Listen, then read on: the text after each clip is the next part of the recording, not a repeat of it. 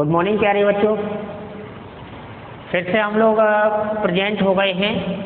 Optical isomerism की चर्चा करने में हम लोग इंटरेस्टेड थे और ऑप्टिकल आइसोमेरिज्म की चर्चा करते समय हम लोग ऑप्टिकल एक्टिविटी की बात को समझ गए थे कि ऐसा कोई भी कंपाउंड, मैं क्लियर कर दूं आपको फिर से कि मैंने आपको बताया था और हम लोगों ने ये डिस्कस किया था कि ऐसा कोई भी कंपाउंड जो पीपीएल को रोटेट कर दे, ये पीपीएल था, इस साइड रोटेट कर दो या इस साइड रोटेट कर दो, ठीक है ना, राइट साइड कर दो, लेफ्ट साइड कर दो, तो उस कंपाउंड को हम ऑप्टिकली एक्टिव बोल सकते हैं। और जो कंपाउंड रोटेट नहीं करेगा उसे हम ऑप्टिकली क्या बोलेंगे, इनएक्टिव। अब बच्चे के दिमाग में क्वेश्चन आता कि सर सिंपल लाइट में क्यों नहीं लिया, प्लेन पोलराइज। बेटा सिंपल लाइट को इसलिए नहीं लिया क्योंकि सिंपल लाइट में जो वेक्टर्स होते हैं वो सारे प्लेन में होते हैं, ठीक है ना, इस प्लेन में भी है, इस प्लेन में भी है, इस प्लेन में भी है, ठीक है ना, तो रोटेशन हम ऑब्जर्व नहीं कर पाएंगे। तो जब एक ही प्लेन में सारे वेक्टर होंगे तो हम रोटेशन को ऑब्जर्व कर लेंगे। तो रोटेशन किया और हम लोगों ने ये भी डिस्कस किया था लास्ट लेक्चर में कि ऑप्टिकल एक्टिविटी का मुख्य कारण है कंपाउंड का असिमेट्रिक होना। प्यारे बच्चों, बहुत ही मजेदार बात है कि कंपाउंड में यदि सिमेट्री आ गई, किसी भी प्रकार की सिमेट्री आ गई, सिमेट्री कई प्रकार की होती है, हम लोग डिस्कस करेंगे, तो कंपाउंड में मॉलिक्यूल में यदि सममिति आ गई, सिमेट्री आ गई, सीधी भाषा में बोलें तो वो कंपाउंड ऑप्टिकल एक्टिविटी के दायरे से बाहर हो जाएगा और वो ऑप्टिकल आइसोमेरिज्म शो नहीं करेगा। जो रोटेशन है,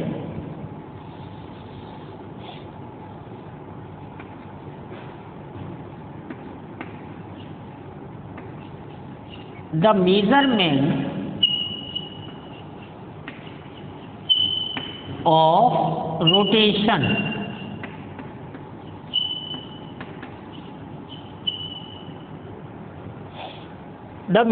of rotation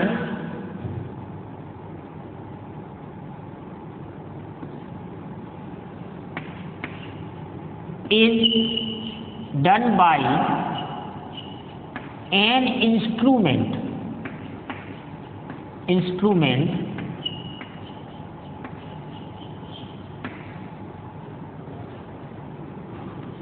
called as polarimeter।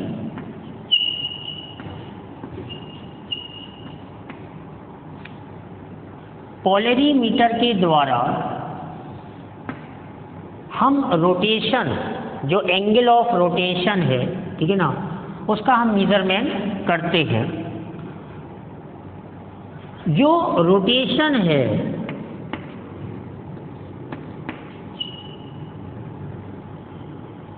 The rotation depends upon the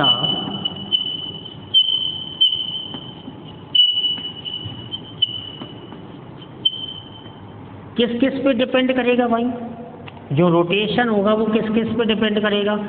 पहला, the amount of the substance,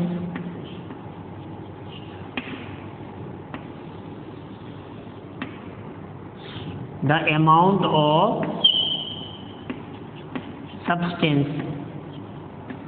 और ये तो क्लियर हो गया कि वो सब्सटेंस क्या होगा, optically active,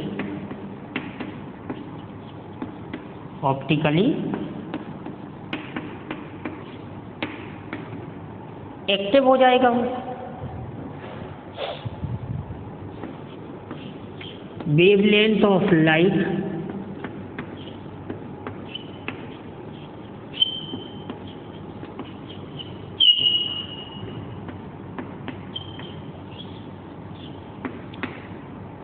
wavelength of light पे डिपेंड करेगा। Length of sample tube,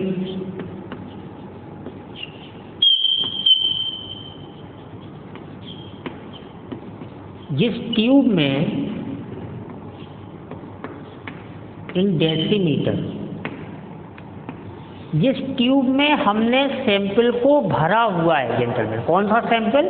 organic compound का सैंपल। वेवलेंथ ऑफ लाइट मतलब लैम्डा, अमाउंट ऑफ सब्सटेंस मतलब ऑप्टिकली एक्टिव का amount, temperature of the experiment,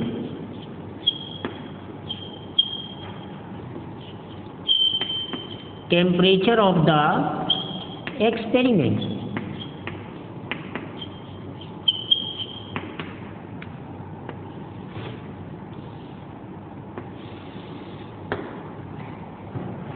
temperature of the experiment, जिसे हम small T से represent करते हैं। चेक कर लें। Amount of the substance, wavelength of the light, length of the sample tube in decimetre, temperature of the experiment. अब ये जो रोटेशन होता है, जो एंगल ऑफ रोटेशन होता है, इसको हम स्पेसिफिक रोटेशन के टर्म में हम कैलकुलेट करते हैं सब पोलरीमीटर के द्वारा।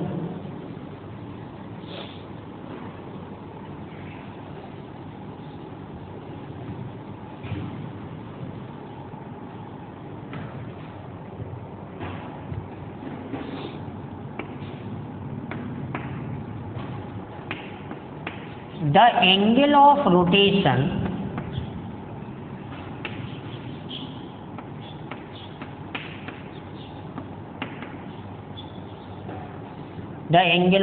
rotation जिसको अपन क्या बोलते हैं? Alpha, is calculated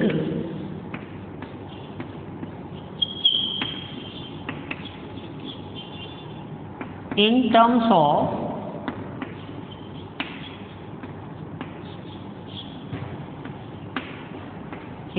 of specific rotation.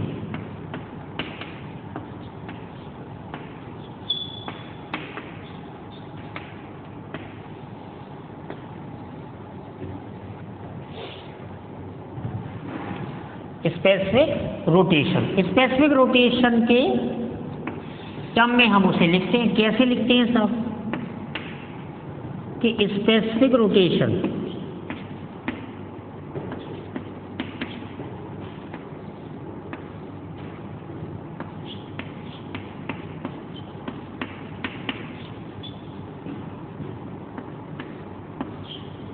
Alpha is a function of lambda t. Alpha is a function of lambda t is equals to alpha observe, कितना अल्फा ऑब्जर्व किया गया, divided by L into C, divided by L into C. तो alpha observe, ठीक है ना, यहाँ पे जो एल है वो क्या है? Length of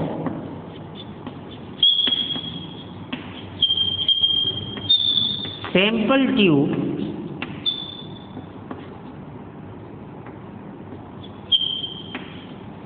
in decimetre,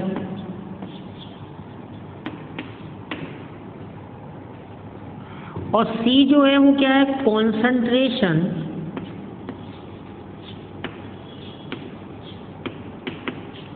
of solution.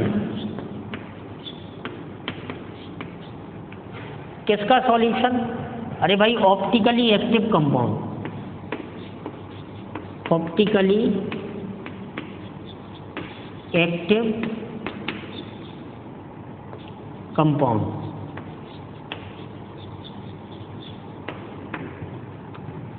In gram per ml। Concentration किसमें? ग्राम पर ml में। अल्फा ऑब्जर्व क्या होगा? ऑब्जर्व एंगल ऑफ रोटेशन ना। अल्फा क्या होगा? ऑब्जर्व एंगल ऑफ रोटेशन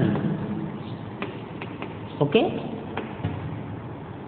अब ये जो ऑब्जर्व एंगल जो रोटेशन होगा, जो स्पेसिफिक रोटेशन होगा, वो दो प्रकार से निकल के आ जाएगा सर भाई, या तो प्लस साइन के साथ या माइनस साइन के साथ।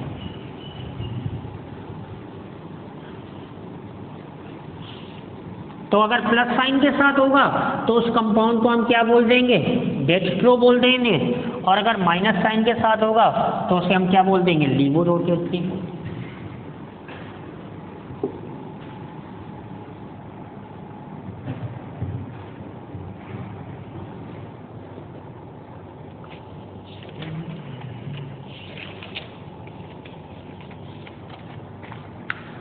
भाई मान चलिए कि एक ये जो अल्फा होगा,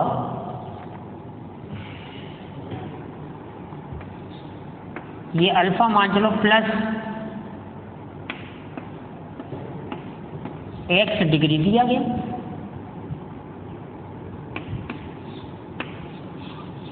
या मान चलो अल्फा दिया गया माइनस x डिग्री। तो प्लस x डिग्री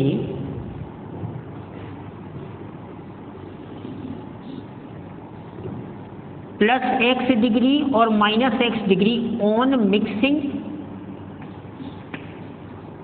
जब हमने इनको मिलाया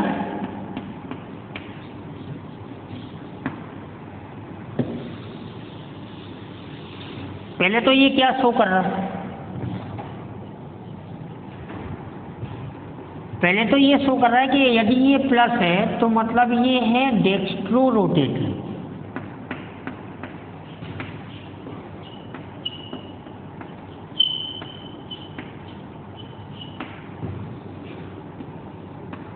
और माइनस है तो ये है लीवो रोटेटरी।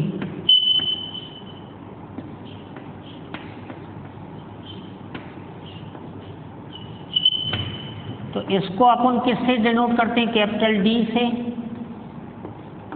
या प्लस से, और इसको कैपिटल एल से या माइनस। अगर इन दोनों को हमने मिला दिया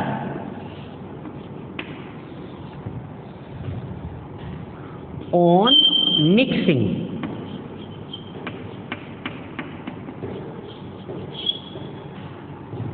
compound 1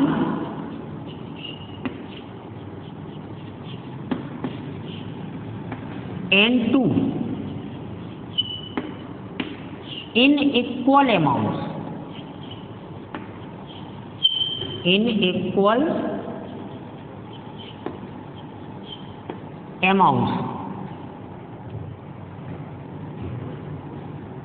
compound 1 and 2 in equal amount, then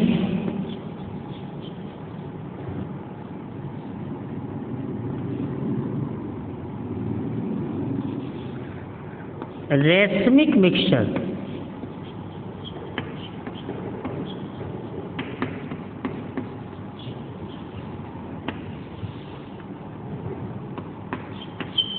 is obtained।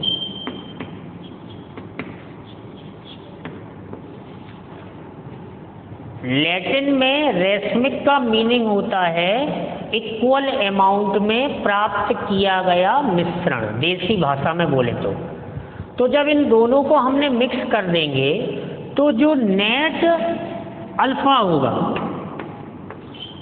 Net alpha होगा वो क्या हो जाएगा, 0 हो जाएगा। अब अगर नेट अल्फा 0 हो गया जेंटलमैन, तो ये पीपीएल है सब। अब ये पीपीएल एक कंपाउंड ने किया था राइट साइड रोटेट और दूसरे ने किया था लेफ्ट साइड रोटेट, और इक्वल अमाउंट में रोटेट किया था और हमने उसको मिक्स किया, तो नेट अल्फा क्या हो गया, 0 हो गया। मतलब racemic mixture is called optically inactive. Racemic mixture that is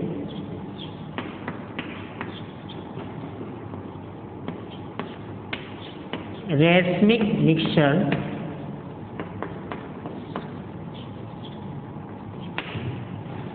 is optically inactive।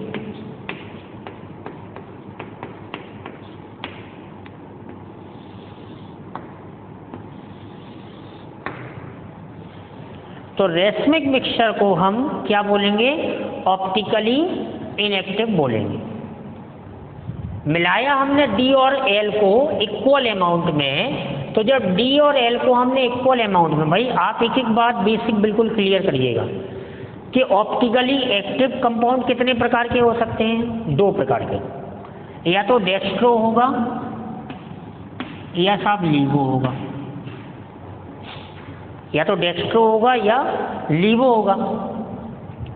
Dextro और लीवो को जब हम इक्वल अमाउंट में मिलाएंगे तो जो बनेगा उसे आप क्या बोलेंगे? Racemic mixture. और रेसमिक मिक्सचर क्या होगा? ऑप्टिकली इनएक्टिव होगा।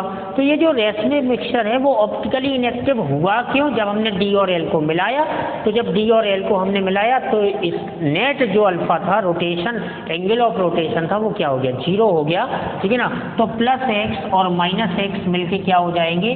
0 हो जाएंगे। तो रेसमिक, अगर कहीं पर अल्फा नेट 0 दिया गया है तो समझ लेना कि वो मिक्सचर क्या है? रेसमिक मिक्सचर है, मतलब वो ऑप्टिकली इनएक्टिव है।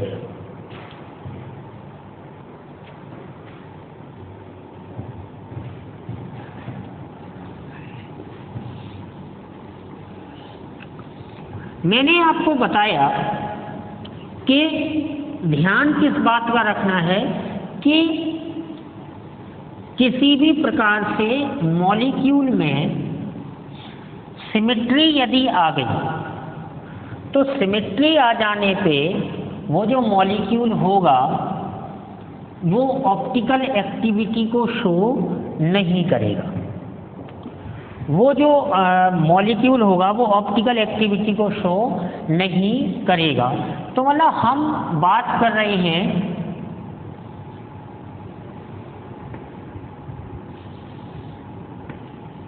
Element of symmetry.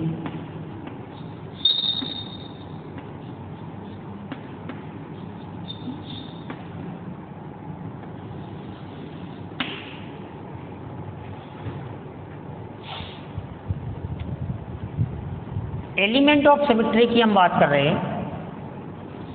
तो एलिमेंट ऑफ सिमेट्री, ऐसा कोई भी एलिमेंट, ऐसा कोई भी फ्रेगमेंट जिसके कारण उस मॉलिक्यूल में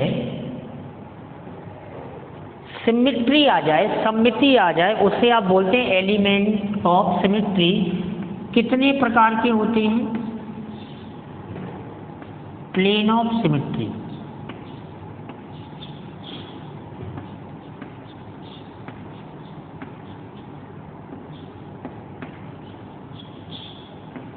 जिसे शॉर्ट में बोलते हैं POS।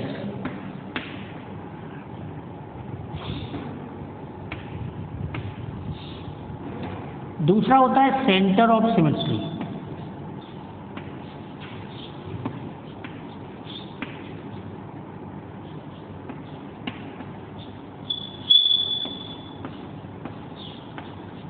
COS।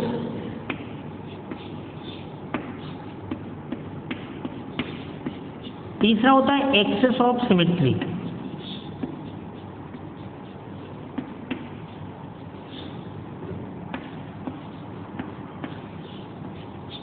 जिसे आप बोलते हैं AOS।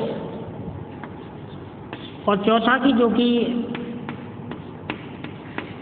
लगभग ज़रूरत नहीं रहती है लेकिन फिर भी सभी लोग पढ़ते हैं, तो हम लोग भी आगे चल के इसके बारे में चर्चा कर लेंगे, alternate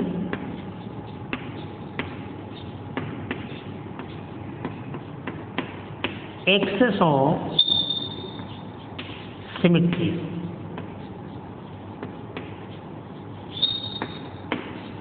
AAOS।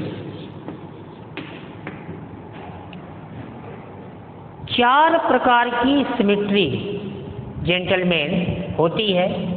Element of symmetry ये होते हैं, मैंने बोला प्लेन ऑफ सिमेट्री जिसको शॉर्ट में POS बोलते हैं। दूसरा बोला मैंने सेंटर ऑफ सिमेट्री जिसको COS बोलते हैं। एक्सेस ऑफ सिमेट्री बोला मैंने जिसको AOS बोलते हैं। अल्टरनेट एक्सेस ऑफ सिमेट्री बोला।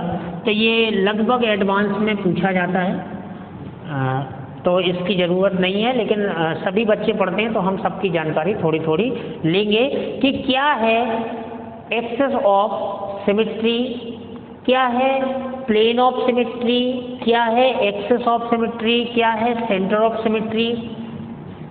और सबसे खास बात कि यदि किसी मॉलिक्यूल में, जैसा कि मैं आपको बता चुका हूँ, यदि किसी मॉलिक्यूल में एक भी सिमेट्री पाई जाती है तो मैं आपको बता चुका हूँ कि वो मॉलिक्यूल ऑप्टिकल एक्टिविटी को शो नहीं करता है, चाहे वो प्लेन ऑफ सिमेट्री है। अच्छा, खास बात ये है कि आपसे ये नहीं पूछा जाता कि कितनी प्लेन ऑफ सिमेट्री है, मतलब ये ध्यान रखना है कि plane of symmetry is present और not, plane of symmetry is present और नॉट। अगर प्लेन ऑफ सिमेट्री है तो आप बोलेंगे कि भाई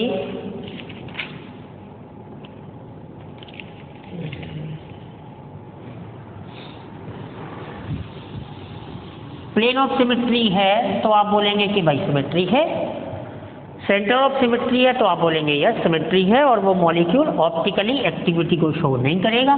मतलब इसी यही से ध्यान देना है कि प्लेन ऑफ सिमेट्री है क्या था। Plane of symmetry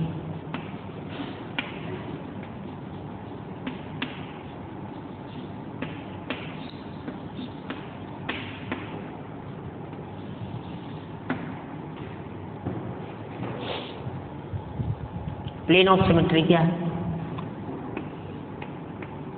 N imaginary plane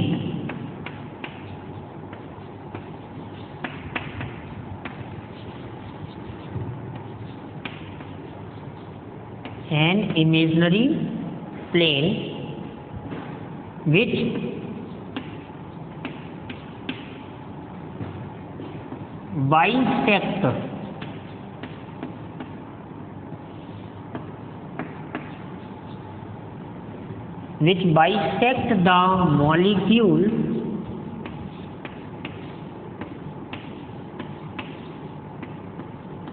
in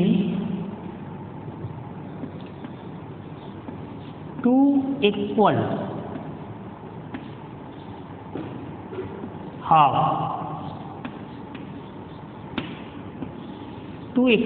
halves.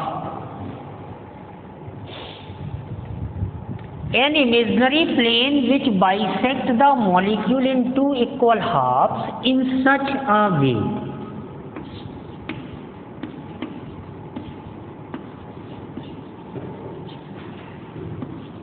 so that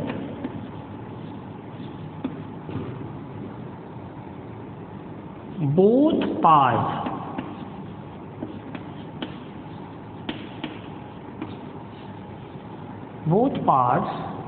are mirror image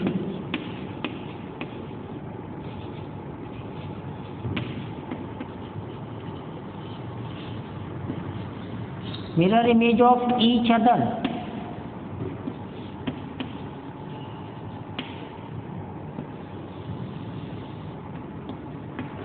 देखिए क्या बोला मैंने कि एन इमेजिनरी प्लेन, कोई भी मनगढ़ंत प्लेन, कोई भी एक काल्पनिक प्लेन जो कि उस मॉलिक्यूल को इस तरीके से बाइसेक्ट करे कि वो मॉलिक्यूल दो इक्वल हाफ में डिवाइड हो जाए, और वो जो दो हाफ हो, मतलब जो दो पार्ट हो, टू हाफ,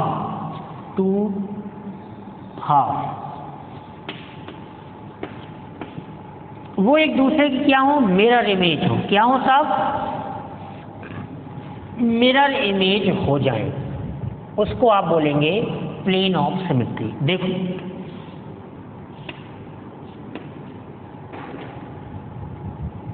मान के चलो कि हम एक मॉलिक्यूल से कंसीडर करते हैं, इसे आप बोलते हैं साइक्लोप्रोपेन। क्या बोलते हैं? साइक्लोप्रोपेन।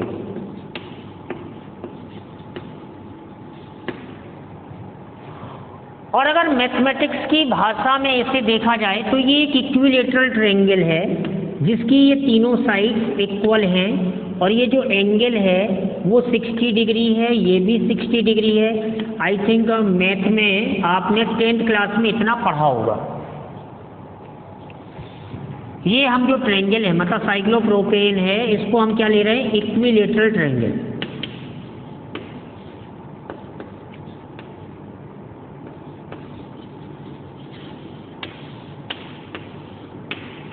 इक्विलेटरल ट्रायंगल, तीनों एंगल कितने हैं, 60 डिग्री हैं, और तीनों साइड्स क्या हैं, इक्वल हैं। इसे हम केमिस्ट्री में क्या बोलते हैं, साइक्लोप्रोपेन। देखो जरा,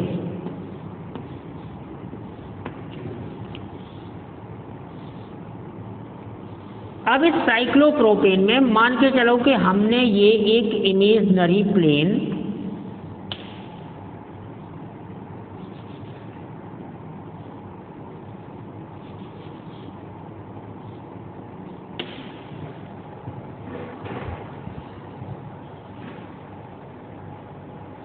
इमेजिनरी प्लेन बनाया। अब ये इमेजिनरी प्लेन से आप देखो कि क्या ये इक्वल हाफ्स में डिवाइड हो रहा है, बिल्कुल हो रहा है। देखो, अगर आपको ये समझ में ना आए तो आप क्या करो कि इसी प्लेन को, जो प्लेन ऑफ सिमेट्री है POS, is considered as plane mirror.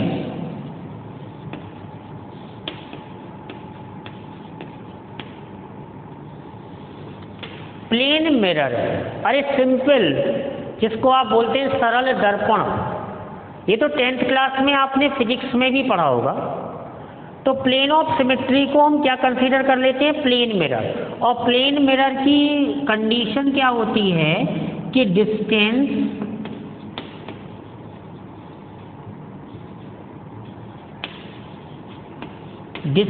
Of object is equals to distance of image.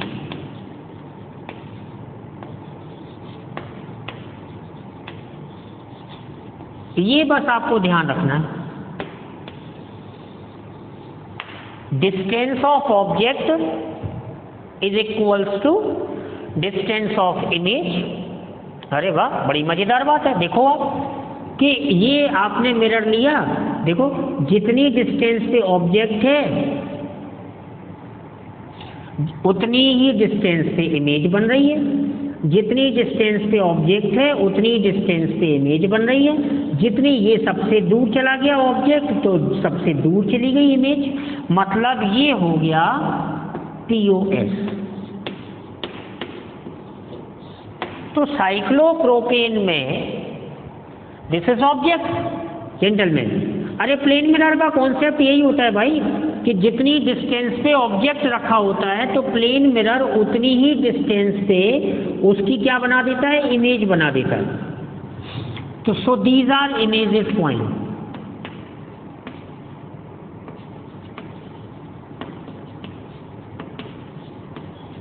And these are object point.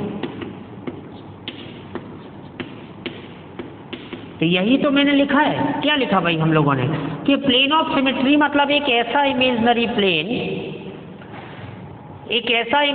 Plane जो मॉलिक्यूल को दो इक्वल हिस्सों में डिवाइड करे और वो दोनों इक्वल पार्ट एक दूसरे की मिरर इमेज हो जाएं, तो मतलब उसमें प्लेन ऑफ सिमेट्री है। अब प्लेन ऑफ सिमेट्री मतलब साइक्लोप्रोपेन में है कि स्टूडेंट के दिमाग में क्वेश्चन उठता है कि सर इसमें और भी कोई प्लेन हो सकता है, देखते हैं क्यों नहीं हो सकता।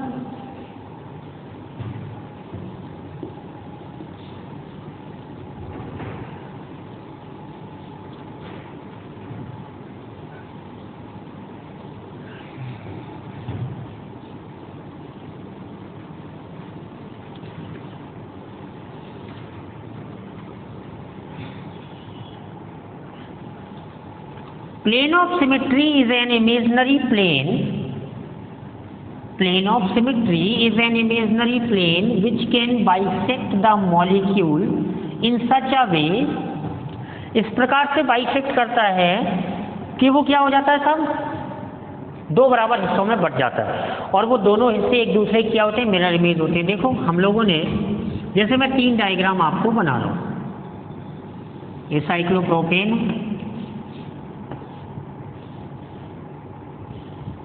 ये साइक्लोब्यूटेन,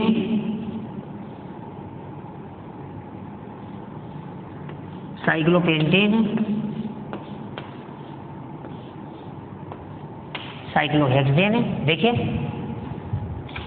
हम बात कर रहे थे एक वर्टिसेस हो और सामने वाली साइड का क्या हो, मिड पॉइंट हो।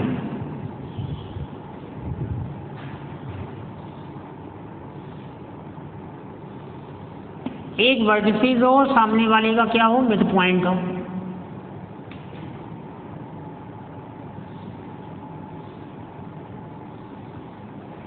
एक वर्टिसेस हो और सामने वाले का क्या हो, मिड पॉइंट हो। ये वर्टिसेस और ये सामने वाले का मिड पॉइंट। तो ये क्या हो गई, प्लेन ऑफ सिमेट्री हो गई सब।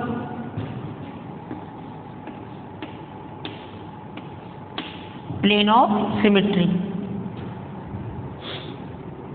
इसे आप वर्टिकल प्लेन ऑफ सिमेट्री बोल सकते हैं, है ना। ये डायगोनल से पास, मतलब वर्टिकल प्लेन ऑफ सिमेट्री। अब ये देखो, आप ये ऐसे 2 इक्वल हाफ में, अरे ये देखो, ये ऑब्जेक्ट और ये इमेज, ये ऑब्जेक्ट, ये इमेज, ये ऑब्जेक्ट और ये इमेज, क्या ये वर्टिकल प्लेन ऑफ सिमेट्री है? Yes, vertical plane of symmetry, vertical है सब। बोले साहब क्या ऐसे भी इक्वल हाफ में डिवाइड कर सकते हैं? यस।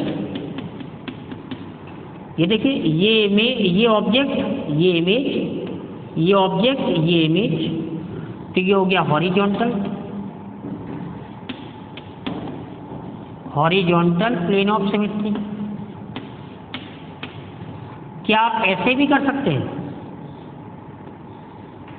यस। ठीक है, ये देखिए, ये ऑब्जेक्ट, ये इमेज, ये ऑब्जेक्ट, ये इमेज, ये ऑब्जेक्ट, ये इमेज, तो ये हो गया डायगोनल प्लेन ऑफ सिमेट्री। तो मैं पहले ही क्लियर कर चुका हूं कि कभी आपको ये नहीं बताना होता है कि कितनी प्लेन ऑफ सिमेट्री है, केवल ये चेक करना होता है कि प्लेन ऑफ सिमेट्री है या नहीं है। तो अभी फिलहाल में मतलब आप देखें कि कितनी प्लेन ऑफ सिमेट्री निकल के आई, 3 अभी फिलहाल में। Vertical plane of symmetry, horizontal plane of symmetry, और तीसरा आया डायगोनल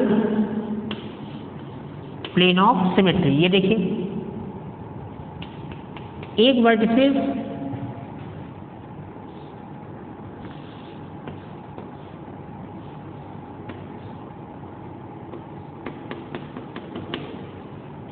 ये देखिए,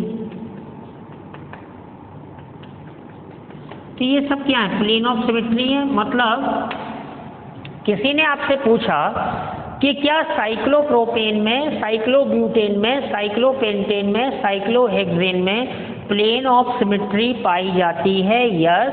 तो क्या ये कंपाउंड ऑप्टिकली एक्टिविटी को शो करेंगे? नो। क्या ये कंपाउंड ऑप्टिकली एक्टिव होंगे? नो। क्या ये कंपाउंड ऑप्टिकल आइसोमेरिज्म को शो करेंगे? नो। ध्यान देने वाली बात है बेटा कि प्लेन ऑफ सिमेट्री मतलब किसी भी प्रकार की सिमेट्री, प्लेन ऑफ सिमेट्री मैंने आपको बताया कि एक ऐसा इमेजिनरी प्लेन जो किसी मॉलिक्यूल को 2 इक्वल हाफ में डिवाइड करे और वो दोनों हाफ एक दूसरे के क्या हो, मिरर इमेज हो।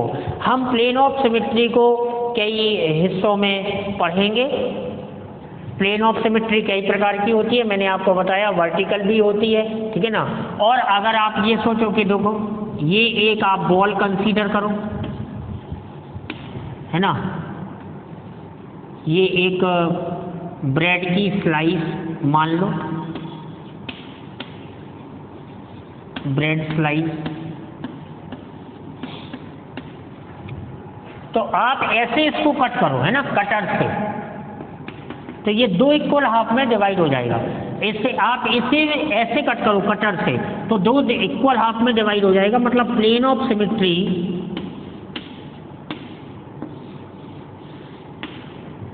कितने प्रकार की हो सकती है? चौथा टाइप आया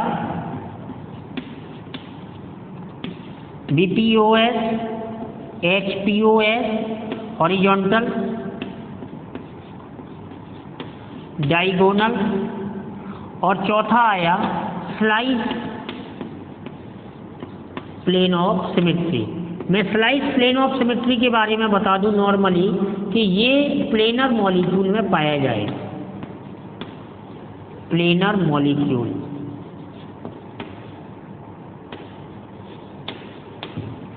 में पाया जाएगा।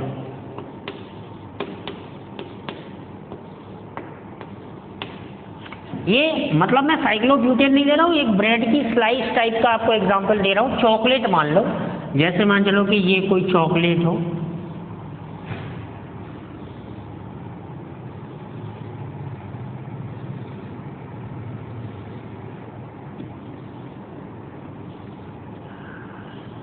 ना, chocolate,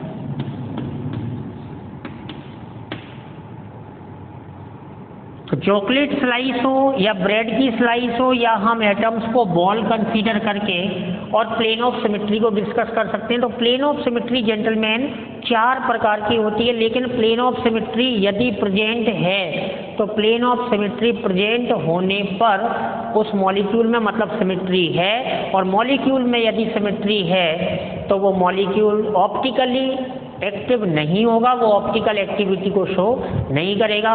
plane of symmetry unsaturated compound में पाई जाती है, एलीन सिस्टम में पाई जाती है, मोनो सब्स्टिट्यूटेड साइक्लोअल्केन में पाई जाती है, डाई सब्स्टिट्यूटेड साइक्लोअल्केन में पाई जाती है। चर्चा करेंगे सेंटर ऑफ सिमेट्री की और एक्सेस ऑफ सिमेट्री की, और कायरल सेंटर की भी जानकारी लेंगे हम ऑप्टिकल आइसोमेरिज्म में। तब तक आप इसकी रीडिंग करिए। All the best.